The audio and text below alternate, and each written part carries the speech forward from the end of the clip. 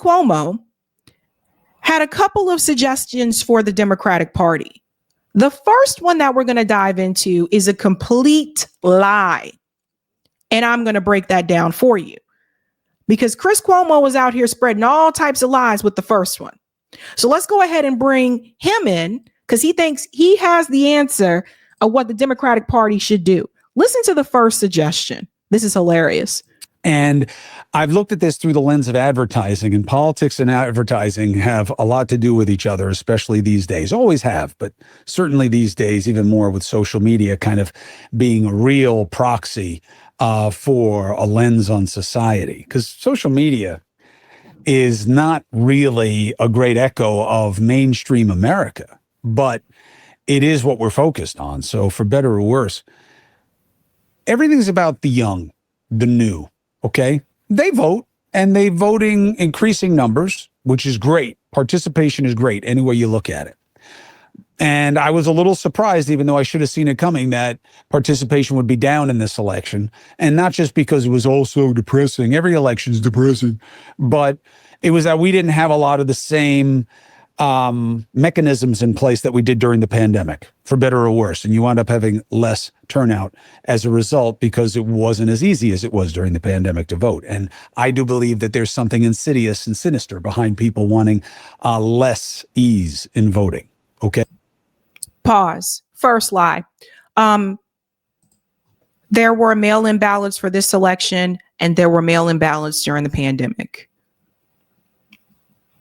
I mean, you had both options. You could go in person or you could do the mail-in ballot. So I don't know what he's talking about when he says it wasn't as easier this time. Even when it comes to voter ID, the idea that voter ID is going to have more people vote is illogical. I'm not saying that it's a bad idea, but I understand why people think it's a bad idea. Okay, I really think it's about how it's applied and how you get the people who don't have ID now to get it, and how quickly you can enfranchise people who don't have them based on why they don't have them. And it's not that the reason they don't have them is because they're all illegal aliens. That's not why. But you can't just focus on the young. The 50 plus age group, Gen X, okay, the middle cut of it, is a huge untapped resource in our politics. This is the group of people with the most disposable income. This is the group of people making the most kind of command decisions in our society right now. For the Gen Xers in the chat, do you believe it's true that you have the most disposable income? Because everyone that I know that's Gen X does not. These are the most vibrant people in our society right now. Why do I say most vibrant? Because I certainly don't feel vibrant. Dying on the vine here, aging athlete. Well, here's why.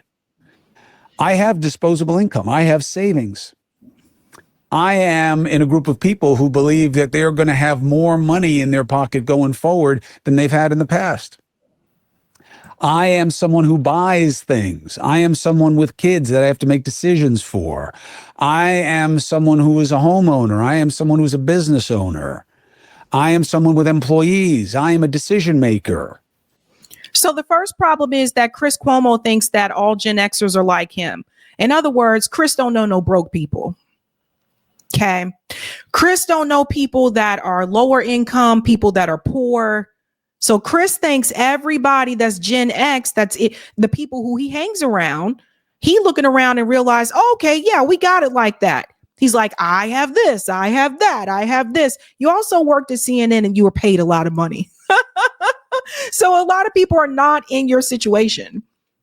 A lot of people are not making the type of money or made the type of money that Chris Cuomo made. You also come from a political family. So it's not like Chris was poor. And Democrats should be focusing on this group of people and what makes sense to them. That should be their lens, not some group of, people desperate for a cause on a college campus. Leave those people to AOC. They'll get her a big following online. Not much else. Okie doke. So it's time to roast Chris. Because Chris is alluding to the fact that the Democratic Party pays more attention to the younger voters. I heavily disagree with that. Because the younger voters were out in the streets saying, stop the genocide, ceasefire, etc. Kamala Harris didn't want to talk to those people. What are you talking about, Chris? She was going across the country showing off Liz Cheney and talking about Goldman Sachs, making collard greens in a bathtub. She was going around talking about those kind of things. She didn't want to talk to those damn young people. When the young person stood up at the rally in Michigan, Kamala Harris said, I'm speaking. You know what? If you want Donald Trump, keep it up. Otherwise, I'm speaking. What are you talking about, Chris? They never move in the direction of the way that the younger people want. This was a big criticism that a lot of us had, those of us who supported Bernie Sanders. That was a big criticism a lot of us had. They don't listen to the youth vote. They don't move in that way. They don't give a fuck about us. We're not the youth. Well, I'm not as young as they are. They are not the large voting population. It's the boomer voting population. Hell, if they gave a damn about what those activists at the campus wanted, they would have moved in that way. She would have said, I'm going to withhold weapons from Israel. Did she say that? No, she said the exact opposite. If they cared about what young people wanted, don't you think they would have adopted some of those policies that Bernie Sanders had on his platform? They didn't. They don't care about what young people want. So the Democratic Party has not moved in that way. You are either bold-faced lying or you assume that they moved in that way because AOC is very popular. AOC couldn't even win the committee seat. Do I need to remind? AOC didn't win the committee seat, even though she had a lot of support, because Nancy Pelosi went behind her back and told other members of Congress not to vote for her. Young people and the progressive part of the Democratic Party have no leverage within the Democratic Party. Chris Cuomo wants you to believe that they did. They didn't. They never even used the narrow majority when they had it. So Chris is trying to make this about him. So Chris's thing to the Democratic Party is, you guys are paying too much attention to the young people and you're forgetting about the Gen X. No. Let me reframe this, Chris.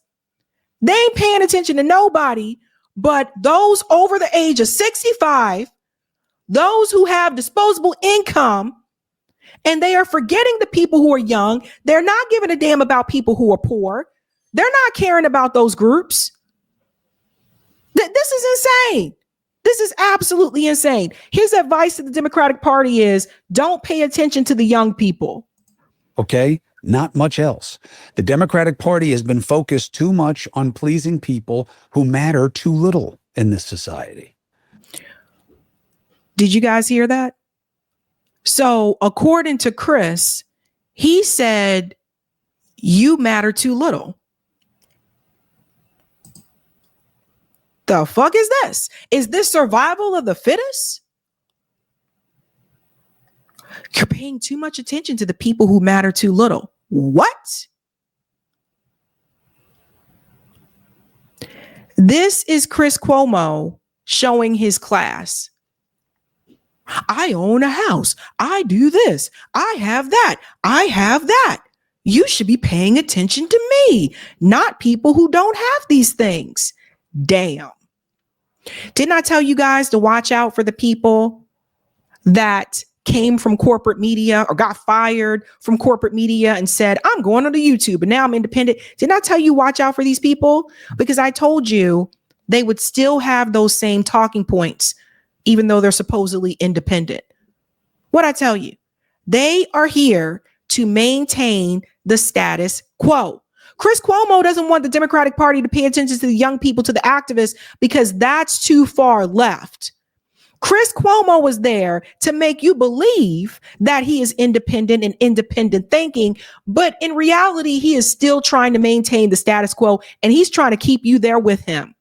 But according to Chris, if you're young, if you're out there, you're an activist, you don't really matter. This is part of the reason why the Democratic Party loses. Woo, buddy. And look, it'd be great. They vote in a big amount, and they're younger people. They'll make their witness. They'll get their mandate, and they'll deserve the preference. But right now, it's not there.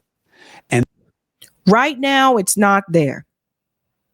There's a group being ignored that Democrats should be looking at.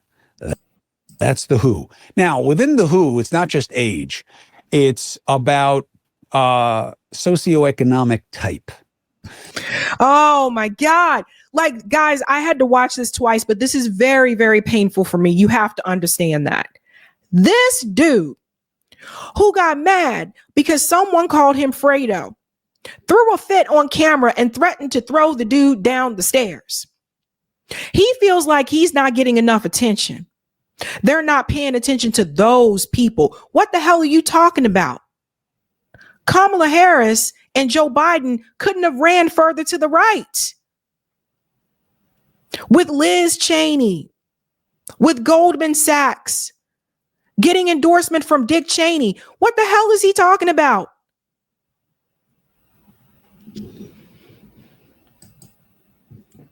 Whew. You have to meet people where they are more. And it's not just billionaires and the broke. Okay? There's a whole cut inside of that Democrats should be looking at. If you think about Democratic rhetoric in the last couple of cycles, it's always the broke, and go after the billionaires, fair share. They don't do it. System's rigged for them. And false. Now, I'm glad this image is here. There were two people on this debate stage during the Democrat primary who talked about going after the billionaires. And that was Elizabeth Warren, the snake who stabbed Bernie in the back, and Bernie Sanders. None of these other candidates talked about going after the billionaires. Hell, Michael Bloomberg is standing right here on the damn stage and is a billionaire. So I don't know who's editing Chris Cuomo's videos, but I honestly, you can't be this dumb. You really can't be this dumb. So let me tell you what he's trying to say, the other lie. He's saying Democrats only focus on the billionaires or the poor people. Wrong. He's saying they're not focusing on the people in the middle. So he's talking about the people who are middle class or upper middle class. What do Democrats say every time they campaign? We need to build the middle class. We need to expand the middle class. The middle class is in trouble. Haven't I told you guys this over and over? They're always talking about the middle class.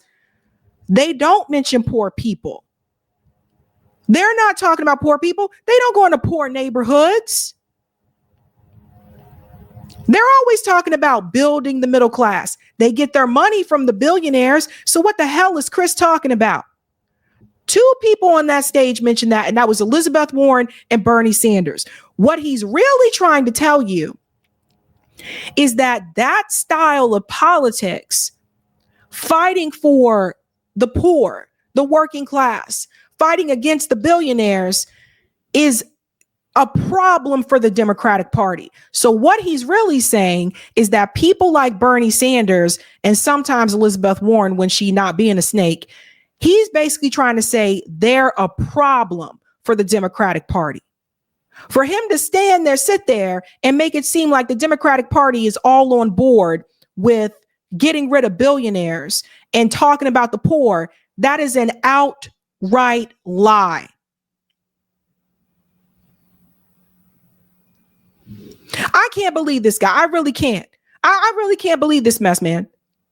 Your father was in politics. Your brother was in politics. You were on CNN. You had a great job on CNN and you ruined it because you couldn't keep your hands to yourself. You had your hands touching some other woman's ass. That's why you got fired from CNN and you had to go independent. So let's call it what it really is, Chris. So if you feel like you're not getting enough attention, there's something wrong with you.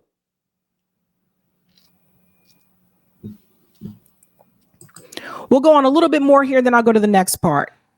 The main consideration of people who are thinking that there's a two-tiered system are right in that middle cut that you're ignoring. Those are the people who have real frustrations with the system. Yeah. So do you see what he's doing? He's trying to tell you that the people who are middle class have real frustrations with the system, when in reality, a lot of people have frustration with the system, but no one has more frustration than people who are poor. Let's move on to the next part. The other thing that he's suggesting that they do is that they need to work on building up some type of presence on social media and YouTube. Listen to this. Democrats are losing on social media. You know, an interesting aspect of our media culture is the right complaining about censorship, which is a concern. It's certainly a concern for me, while at the same time dominating the places that they say are being censored. Think about it. They're not talking about News Nation censoring. They're talking about the social media platforms. Which voices are the loudest and have the biggest following on social media? It's all righties. And the farther right you go, the more disproportionate their traction is. That's because the right has more money. And this is the part that he doesn't mention, and people do need to understand this. The right has more money than like left podcasts or pseudo left podcasts or whatever you want to call it. But it's true. That's why if you watch like a Tim Pool, or if you watch like, well, Candace is independent now, but still, she far ahead of the rest of us. Okay. If you watch like Candace Owens or any of them, notice their studio setup, notice their lighting, notice all these kind of things, right? Where you'll watch someone like me and I'm just sitting in a room in my house, right? Right. Like I don't have, this room isn't mic'd up. That's why I got this mic in front of me, like that type of thing. They have more money. That's why they're able to, and they're not opposed to taking billionaire money. So when you have more money, you're not opposed to taking billionaire money, your name is going to be able to get a lot further. So that's why they're going to get more traction on social media. They're going to get more traction on YouTube. So people have to understand that. Continue here. Think about it. Just go look at the numbers.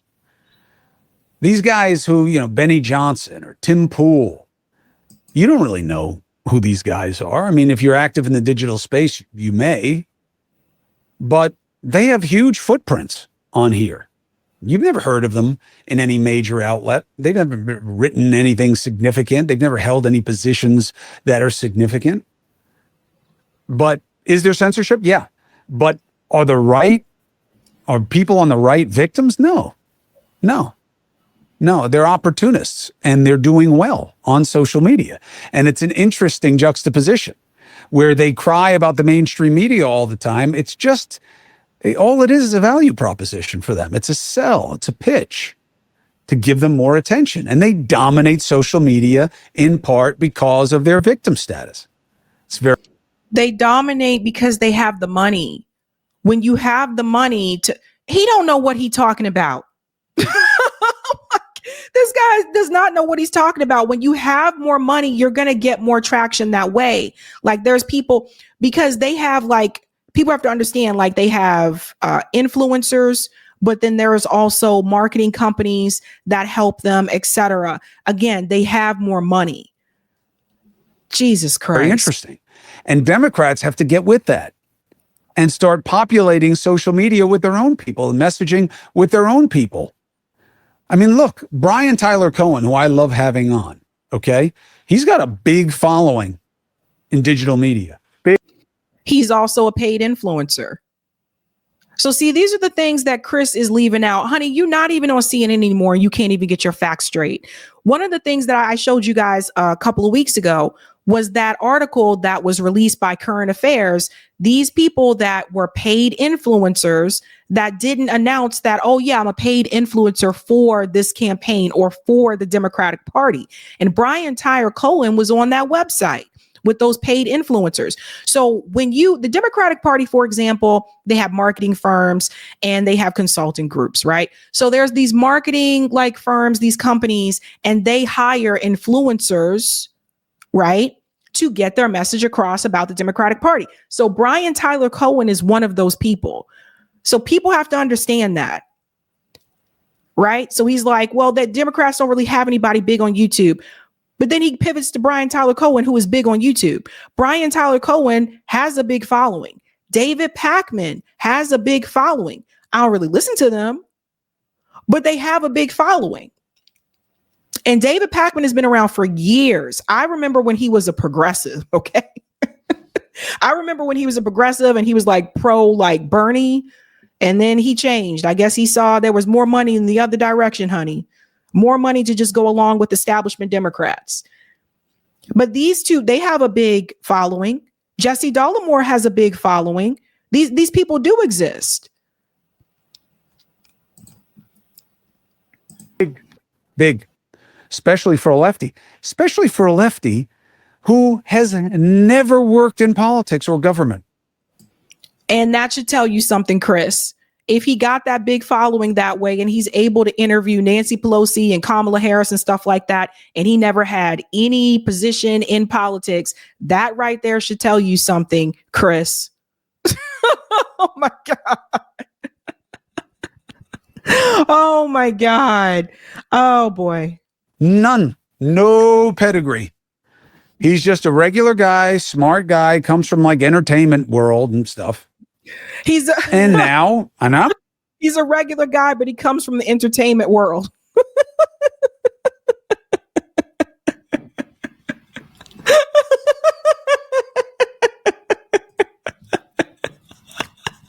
The Adventures of Mr. Kid. Oh my God. I'm not saying that that there should be any kind of like, gauntlet where, you must have worked in politics. I think it's an advantage. I think it adds heft to you. I think the fact that you've never been part of watching a law get made or even covered it that way as a journalist, and that you've never worked in a campaign, I think there's a sophistication that comes with that makes you have more gravitas than guys who have no idea because they've never been in there. They've never been around a dynamic when there isn't a camera on it, when it's not on the record. But he's doing well. Why? Because those bona fides only exist in the big media or whatever you want to call it. I don't like legacy media. I don't like mainstream media. I don't believe that. I think the mainstream is more present on digital media than. This dude worked in legacy mainstream media for years, and now he's like, I don't like legacy media. You liked it when you was getting them checks.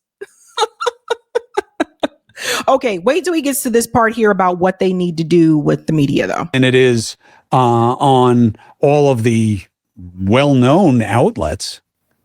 I think these individual brands, these people, are taking advantage of digital media to the disadvantage of Democrats. Where is your Megyn Kelly? Where is your attractive scold who is garnering an audience with a significant chunk of non-political insiders? Again, this all goes back to money, right? So like I said, they have more money. So he says that the Democrats need to have a Megyn Kelly. Some people might say that would be Crystal Ball. Some people might say the closest to that might be Crystal Ball. But I think even they don't even take, I've never seen like sponsorships on Breaking Points or anything like that, right? Now, granted, Crystal doesn't do a show by herself, but some would probably say she would be closest to that because she's been around for so long. Where are they? Where's your Joe Rogan? Where is your zeitgeisty lefty? You got. So let me tell you where that Joe Rogan is, okay? This is the part that it drives me crazy when people say, I don't know what happened to the Joe Rogan part, but we'll get back to this part. He said, where is your Joe Rogan? Okay. This drives me crazy. When people say, why doesn't the left have a Joe Rogan? The left had a Joe Rogan. His name was Joe Rogan. The left had a Joe Rogan, and there were some leftists or some parts of the left that didn't want Joe Rogan to be a part of it. This is going all the way back to when Joe Rogan endorsed Bernie Sanders. Does everybody remember this? When Joe Rogan endorsed Bernie Sanders, the left had a Joe Rogan. I don't know what happened to Joe Rogan after that. Do not know. Never met him. Don't know. But the left did have one. Joe moved on to other things. So to sit here and to pretend like the left didn't have a Joe Rogan, that just goes to show you how much Chris Cuomo knows. So Chris Cuomo's tips here, again, you cannot be deceived, right? I do not want you to be deceived here, because Chris Cuomo's tips, when I looked at this video at first, at the top, it said Chris Cuomo's top 3 moves for Democrats in 2025. What did I tell you? Looks can be deceiving. When I watched the video, I was like, 2 of the 3, you're wrong on. He didn't even know what he was talking about. So Chris Cuomo is there to make sure that the status quo stays the same, and that people who want more of the left policies don't rock the boat. Hey guys, this was a Sabby clip. If you like what you saw, hit that like button and subscribe.